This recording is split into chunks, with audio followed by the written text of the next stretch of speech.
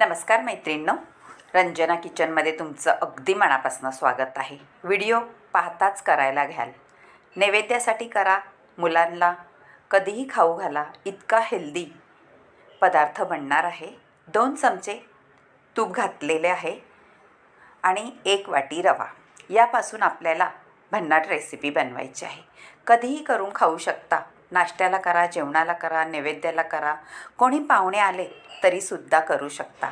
अगदी वेगळा पदार्थ आहे, तुम्ही कधी केलाच नसेल. आपल्याला करायचा आहे छान पदार्थ, पपई आणि गूळ घातलेला. रव्यामध्ये कधी पपई आणि गूळ घालून पाहिलात का?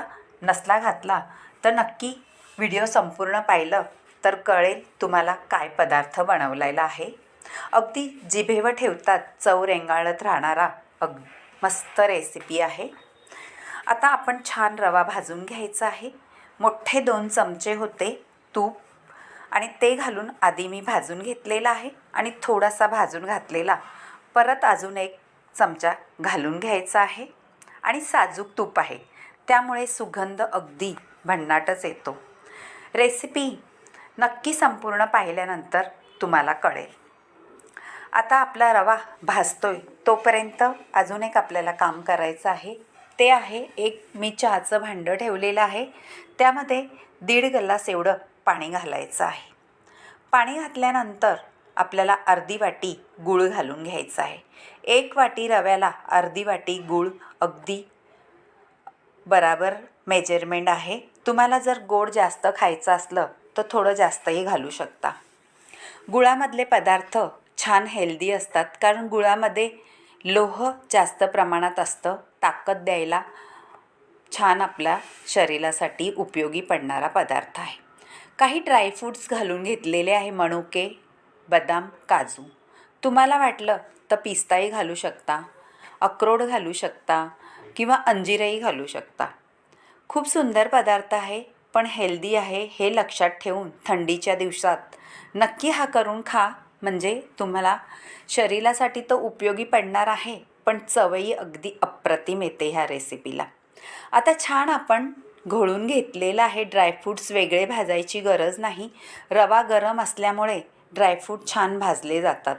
आता आपण थोडंसं आजूबाजूला करायचं आहे भाजून घेतलेला रवा आणि मध्ये घालायचे आहे पहा पपईचे तुकडे. त्याआधी 1 चमचा थोडंसं तूप घालायचं आहे आणि पपईचे तुकडे का घालायचे आहे मध्ये तेही तुम्हाला सांगणार आहे.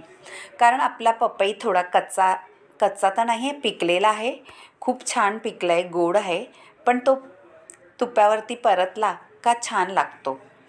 आता गुळाचं पाणी केलेलं आहे ते आपल्याला गाळून घ्यायचं आहे आणि मगच घालायचं आहे. गुळामध्ये काही कचरा वगैरे असला तो निघून जातो आणि आपल्याला स्वच्छ असं गुळाचं पाणी मिळतं. आता आपला पपईसुद्धा मऊसूद झालेला आहे तुपामध्ये आणि गुळाचं पाणी घालून घ्यायचं आहे. मैत्रिणींनो, लक्षपूर्वक घाला. जरा कढई गरम असते, तुपात आपण रवा भाजलेला असतो तोही गरम असतो, त्याच्यामुळे पाणी ओतताना तुम्ही लक्षपूर्वक घाला, असं अंगावा येता कामा नये. आणि छान आपल्याला हलवून घ्यायचं आहे. पहा, गुळात केलेले पदार्थ कोणतेही हेल्दीच असतात. डायबिटीजवाल्यांसाठी, ब्लड प्रेशरवाल्यांसाठी हा पदार्थ अगदी उत्तम आहे. पपईसुद्धा आपल्या शरीरासाठी खूपच उपयोगी पदार्थ आहे. आता छान हलवून घेतलेलं आहे. पहा, पाणी पटकन ॲब्झॉर्ब करून घेतलेलं आहे आपल्या रव्याने आणि थोडंसं आपल्याला झाकण ठेवायचं आहे. झाकण यासाठी ठेवायचं आहे, वाफ काढून घ्यायचं आहे. वाफेमध्ये रवा छान फुलतो आणि आपलं पाणी ॲब्झॉर्ब होऊन एकदम मोकळा सटसटीत रवा होतो. आता झाकण काढून घ्यायचं आहे आणि वरून आपल्याला वेलची पावडर घालायची आहे. वेलची पावडर घाला, जायफळ घाला आणि सुंठ पावडर घातली तरीसुद्धा चालेल. मी साखरेमध्ये वेलची पावडर आणि जायफळ पावडर मिक्स करून घेतलेलं आहे वाटायला, त्यामुळे थोडंसं छान पांढरं दिसतं आहे आणि जास्तही घातलेलं आहे. आपल्याला 1 चमचा वेलची पावडर, जायफळ पावडर पुरेशी आहे. पहा, मऊ लुसलुशीत आणि अजिबात चिकट न होणारा आपला तीर्थप्रसादाला करतो तसाच झालेला आहे. नक्की करून पहा आणि रंजना किचनला लाईक करा, शेअर करा, कमेंट करायला विसरू नका आणि सबस्क्राईब करा. अगदी 5 मिनिटात होणारा पदार्थ आहे. तुम्हाला जर घाईघाईमध्ये प्रसादाला काही नसेल तर हा प्रसाद नक्की करून पहा. सगळ्यांना आवडणारा आणि सगळ्यांनी खाऊ शकणारा, डायबिटीस असेल, ब्लड प्रेशर असेल त्यांनासुद्धा हा अगदी उपयोगी पडणारा पदार्थ आहे.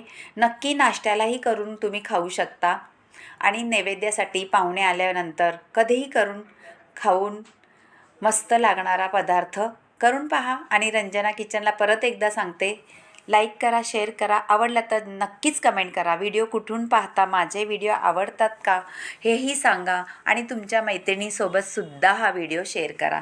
त्यांनासुद्धा 5 मिनिटात होणारा पदार्थ नक्कीच आवडेल आणि आवडला तर कमेंट करा. Bye bye. भेटूया अशाच नवनवीन रेसिपीमध्ये.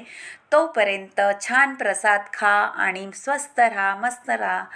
Bye bye. भेटूया अशाच नवनवीन रेसिपीमध्ये.